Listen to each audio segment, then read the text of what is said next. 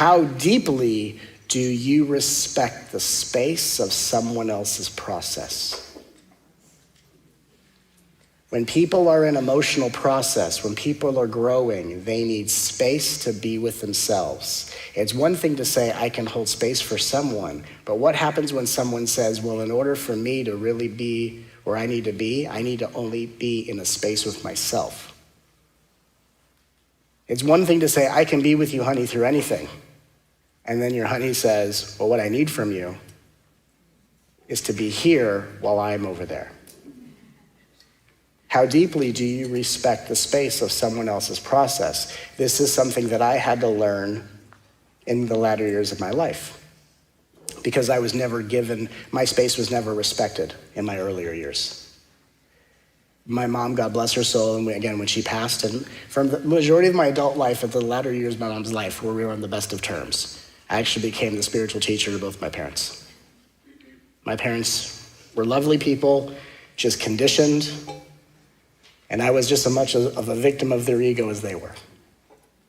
No malice, I helped them both leave their body and they're doing great. Talk to them in the afterlife all the time. I do.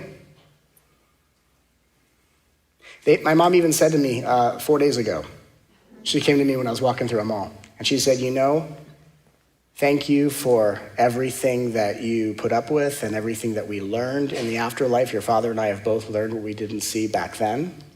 And my mom said to me, never feel bad about sharing on stage what happened, because when you talk about what you've learned and grown from and other people benefit, it gives our souls greater purpose for the roles we played.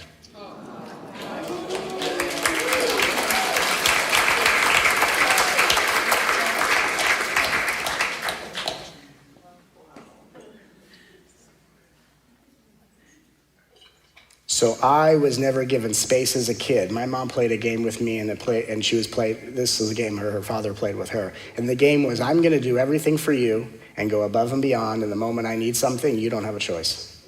And I'm gonna throw it in your face and you're gonna feel bad. I'm gonna break you down so you give me what I want. I never had space. I just learned to get comfortable burning in the fire of no space. I learned to be the space within no space. And that is really, really a great talent until you get into a really functional relationship. So I had to learn real quickly. I had to learn what a boundary was. And I had to learn that someone else's boundary doesn't mean it's taking away from me. I had to learn that someone else taking space for themselves doesn't mean I'm being abandoned or that I'm not good enough. This is what I had to learn.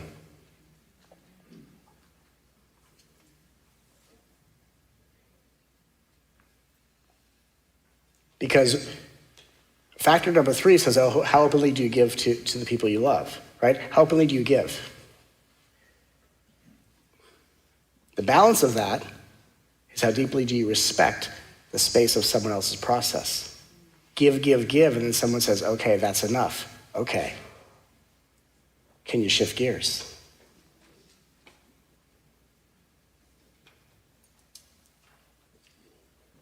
Like I said yesterday, sometimes your presence is the gift someone needs, and sometimes the greatest gift you can give someone is your momentary or permanent absence.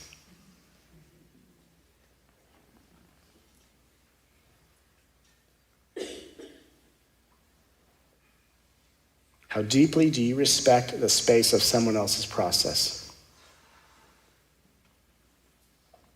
How deeply do you respect the space of your own personal process? Meaning sometimes, mentally, you want to be around the person you love, but what you actually need is just space to be by yourself. And then that brings up feelings of loneliness in the ego and feelings of boredom. And you're not actually taking the space you need because you can't imagine being without the person you think you can't live without. Are you giving yourself the chance to respect the space of your process? And if not, your process is going to turn you into someone who is constantly triggered by your partner, or you constantly triggering your partner. Because triggering partners means someone's not taking the space they need. Why does my partner trigger me? Because someone's not taking space. The person that gets triggered is the one who's not taking the right space for themselves. That's what a trigger teaches you. The person that triggers you is triggering you in a moment where you need space to yourself and you're not taking it. You're too busy trying to be all things to all people.